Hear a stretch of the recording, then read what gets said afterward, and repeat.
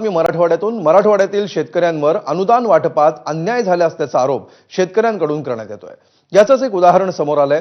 गणेश बापूसाहेब वाडेकर यांची पश्चिम महाराष्ट्रातील राहुरी तालुक्यामध्ये शेती आहे. या शेतामध्ये त्यांनी मका लावला होता. दरम्यान अतिवृष्टीमध्ये त्यांच्या पिकाचं नुकसान झालं. त्यांना 90 गुंठ्यांमध्ये 15,300 अनुदान मिळालं.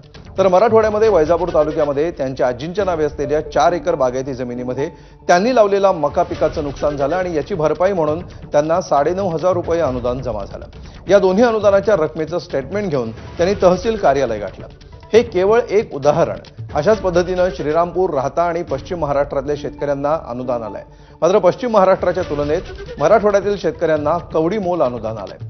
त्यामुळे या संदर्भात शेतकरी संघटनेकडून सोमवारी म्हणजे 17 नोव्हेंबरला तहसील कार्यालय समोर आमरण उपोषण करण्याचा इशारा देण्यात आलाय. पश्चिम महाराष्ट्रामध्ये 90 गुंठ्यासाठी 15,300 रुपये अनुदान जमा झालेलं आहे आणि मराठवाड्यामध्ये वैजापूर तालुक्यामध्ये 4 एकर जमिनीसाठी बागायती जमिनीसाठी 9,500 रुपये अनुदान जमा झालेलं आहे. दोन्हीमध्ये इतकी तफावत कशी आहे? चे काय कारण असू शकतात? मागणी एवढीच आहे की दोन्ही तालुक्यामध्ये व जिल्ह्यामध्ये इतकी तफावत कशी असू शकते? तिकडे जर 15-17,000 रुपये हेक्टर अनुदान जमा होत आहे तर मग इकडे का बरं नाही? तर अतिवृष्टीग्रस्तांच्या मापात पाप झालाय का असा सवाल आता उपस्थित झालाय. बघूया ग्राफिक्सच्या माध्यमातून.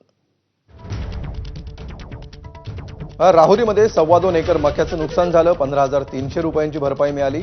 तर वैजापूरमध्ये 4 एकरांवर मक्याचं नुकसान झालं आणि तिथे 9,500 रुपये एवढीच भरपाई मिळाली.